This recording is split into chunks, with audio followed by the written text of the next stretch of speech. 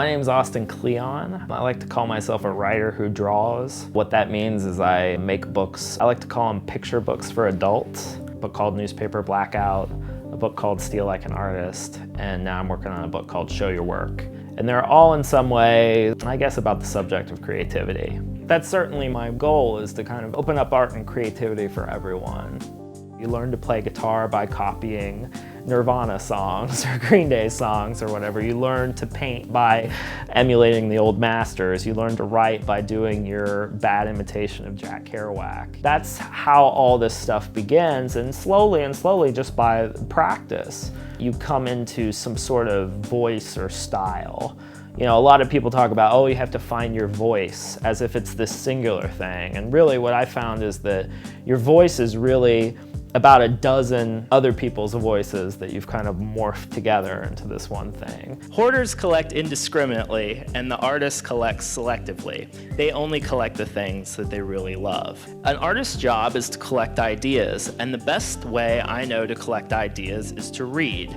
And what better thing to read than the daily dispatch of human experience that is the daily newspaper. So in 2005, I was right out of college, trying to be a writer. I did what everybody else did. I started a blog. And the first thing that happens when you start a blog is you say, well, you know, what am I going to fill this with? Here I am, without any words, and right next to me are thousands of them, and they're delivered to my doorstep every day. So I thought I might steal a few, and this is what I did. I picked up my marker that I use for drawing, and I started making boxes around words that popped out at me. And I started connecting those words into little phrases and funny sayings. And when I was done, I blacked out all the words I didn't need.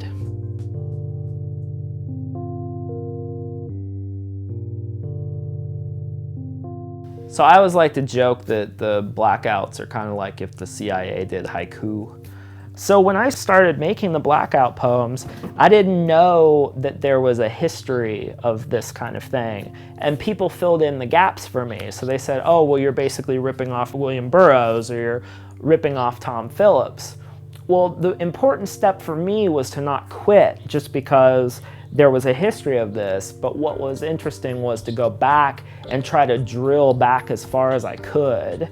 And I soon discovered that there was, you know, not only did it go back to William Burroughs, it went back 250 years. Almost as long as newspapers have been around, people have been remixing them or using them for their own purposes. All this remix culture, the idea of artistic theft really uncovers is that there is a unique individuality about each person. It's more of a combinatorial. We're all collages in a sense, like we're all a collage of influences.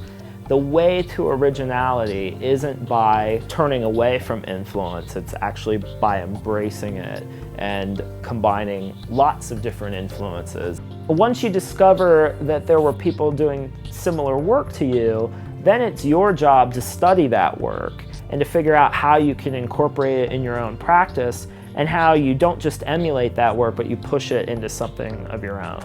What the online world for me has uncovered is that art is never a one-way street. Is that when you make art, it's always one half of a transaction, and the other half of the transaction is the person and what they bring to the finished piece. I make a poem every day and post it to Instagram. That's just my baseline output. So like if that's all I do for the day, then I feel like I've done something. For me, it's very ritualistic. I put my kid down for a nap, I meditate for 10 minutes, and then I go up and make a poem. And whatever I can get done in between when my meditation's over and when my kid wakes up, that's what's done for the day. And so that time constraint is really helpful because there's something about that pressure. You know, a lot of artists think that they need all the time in the world to make the work, and what they really need is a deadline. I drank some coffee, too much coffee. Then I calmed down and took revenge on the day.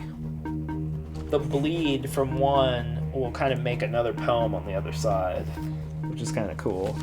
It's strange being the main attraction at the South by Southwest conference because I started out going as kind of a fan or an audience member. I think what's really important to me is that I don't turn into what I call human spam. And what that is that's someone who is only interested in output. They're only interested in spouting off their own stuff and their own ideas. And to me, it's always important for me to remain a fan and to remain someone who's interested in art and interested in other people's art so that I might be a better artist myself. This is actually the way that we all learn to create. It's through the generosity and openness of other artists, by them being open about their process, but also about them putting their work into the world. That's how we actually learn to be creative in our own right. And I think that's where a lot of the ideas from my book, Steal Like an Artist, come from. That idea that, you know, you put your work out into the world and then it doesn't necessarily belong to you anymore, it belongs to us all. There's that great line in Ecclesiastes, there's nothing new under the sun. The whole idea that there's nothing new under the sun is actually an ancient idea itself. It used to be that process was something you were supposed to keep hidden. Process is something that is for the artist only, and that your audience is only interested in the final product. But now we have this ability to reach our audiences directly. My goal is to kind of open up art and creativity for everyone. I really do think it's something that everyone can do, and I think that it can improve everyone's life. If I do my job right, you know, the world doesn't need me anymore as an artist.